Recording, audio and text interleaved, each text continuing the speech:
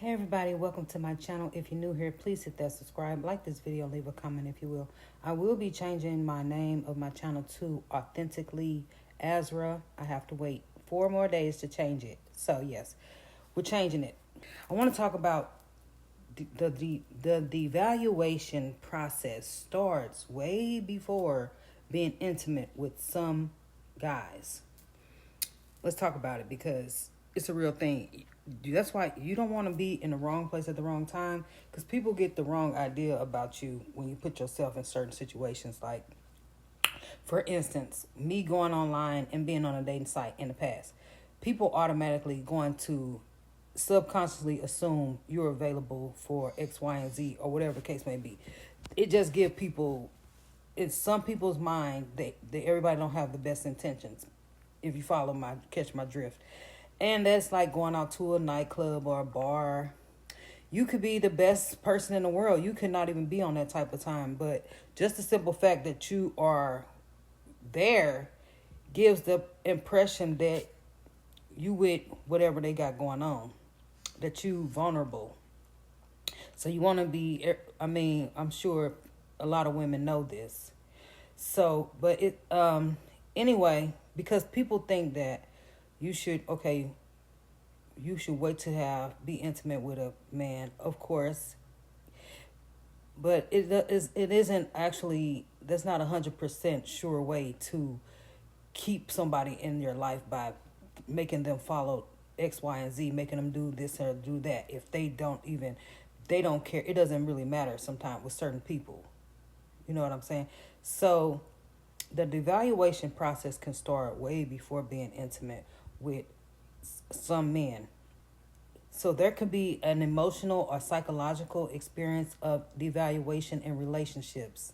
In this context, devaluation often refers to a process where one partner may begin to view the other less favorably, sometimes due to emotional wounds, unmet needs, or the dynamics of the relationship.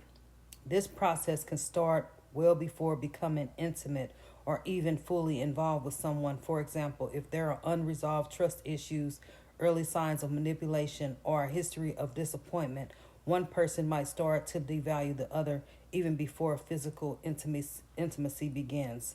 The devaluation might involve viewing the person as less important or worthy of respect, or it could be tied to a negative shift in how they view the relationship as a whole. So for my ladies out there, I want to. This video is about. It really doesn't. It really not has nothing to do with you. How some guys treat you. It really says more about them. And that's what. Because if a person can just use and abuse and take a woman for granted and be intimate with her and does not want to be with her or doesn't want to respect her or doesn't care about her or whatever, then he already had his mind made up before he was intimate with her. Let's just say that. It did not happen after they were intimate. He already knew in his mind that he was not on that type of time. He was not trying to get to know her or anything like that. Let's talk about it, because men, you could be attractive, you could be independent, all of that. But if a man is not on that level or not looking for a committed relationship or anything like that, of course he still has physical needs that needs to be met. So there are a lot of guys who will do whatever they have to do to get what they want and play a role. And they may play a role for however long it takes, but there has to be an emotional connection there and a bond and a commitment, but that only happens over time.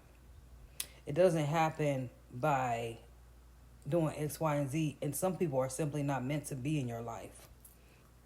Let's just say that. Some people are simply just not meant to stay in your life for, some people come in your life for a season, for a reason, and for a lifetime.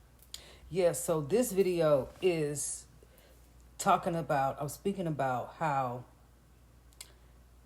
the devaluation process starts way before being intimate. I used to say to myself, I'm convinced that the devaluation process starts when you exchange number with a person. As soon as you give a person a chance, if you could be up here, but as soon as I give a person my number and actually give them the green light, my value goes down. That's just how it goes.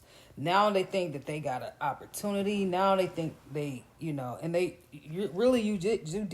did give them an opportunity if I gave them my phone number. That's why I like, I was watching some Muslima videos, how they cover their hair and they cover their face up because they know what time it is, and they're not going to be found where they're not supposed to be, and they demand a certain level of respect by how they present themselves. So, but me personally, I don't have to worry about that per se because I feel like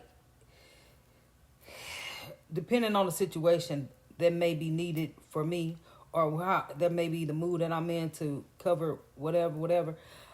That's just for me personally. But I understand the logic behind being more modest and being more discreet.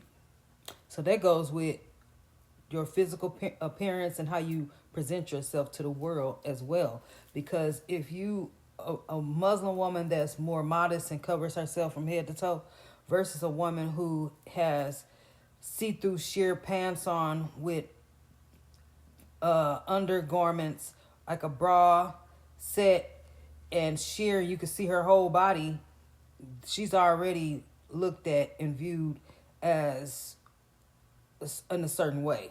Even if she's not, she could be of whatever, so to speak.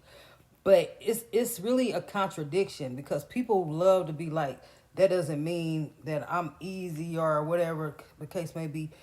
But it does say a lot about how you view yourself versus, you don't want to be overly sexual or you don't want to present you don't want to present yourself to the world as being overly sexualized. You don't want to lead with your sexuality. You don't want to lead with your physicality. You shouldn't have to lead with your body. Let's just say that. I mean, there's nothing wrong with being in shape and being fit and wearing leggings and wearing stuff that's fitted to you.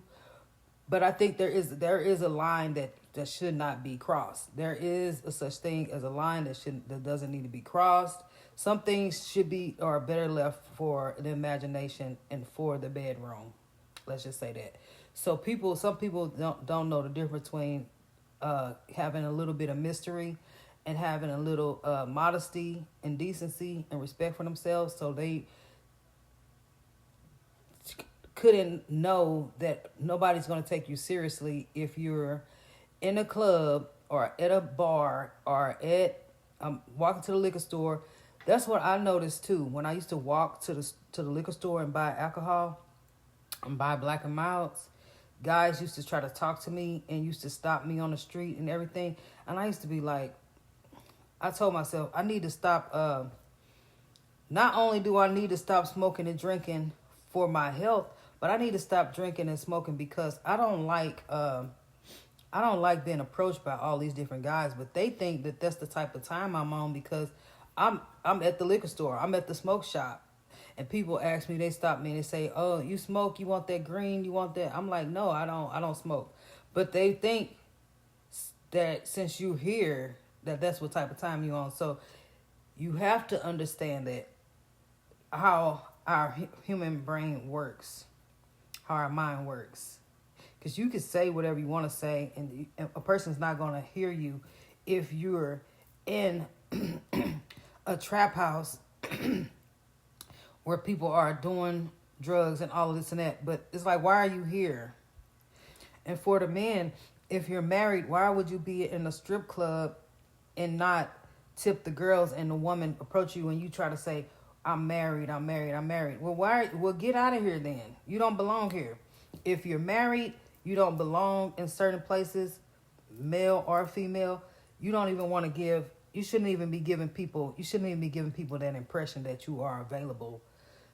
That's why I wouldn't want my husband to be in those environments, because it's giving the wrong message. You're sending the wrong message. It's not about being controlling or anything like that. It's about you giving the world the wrong impression. You can go to the gym. You can go anywhere, but you don't need to be going where people are going to get the wrong impression about you, the wrong idea, because they automatically going to think that's what type of time you on. You with the shit. You with the shits and all of that. So this video is speaking about knowing your surroundings and being where you're supposed to be. Be conscious and be aware of your surroundings, and just know that be conscious and be aware of your surroundings, and just know that people will subconsciously judge you, or people will subconsciously evaluate you based on how your appearance and where you're at way before they're intimate with you. You don't have to. And then if you give them your phone number, oh, your value just went from here to here, because now they think you open for business. They think that you open for business like 7-Eleven. They think that you got time for them. So anyway, just keep this in mind. This video is for somebody. I don't know. This video is for somebody. And I noticed my views have went down. I got 12,000 views on one video, and now I'm getting like less than 100 on certain videos. So it's something with this YouTube algorithm. Can't nobody tell me nothing different. But anyway, this video is for somebody. Just beware that if you think a person is trying to discredit you or manipulate you or X, Y, and Z, it literally has nothing to do with you. It's nothing you can do. You're not Dr. Phil. You're not none of that. They probably need therapy.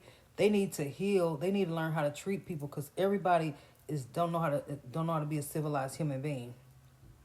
And yes, in a perfect world, you would think that it shouldn't matter where I go or where you meet me at or what I wear or what I have on. You would think that wouldn't be a factor. But we all know that it matters. It makes a difference how you present yourself and where you put yourself, what position you put yourself in. Like this video, leave a comment, and subscribe, and see you next time. Bye.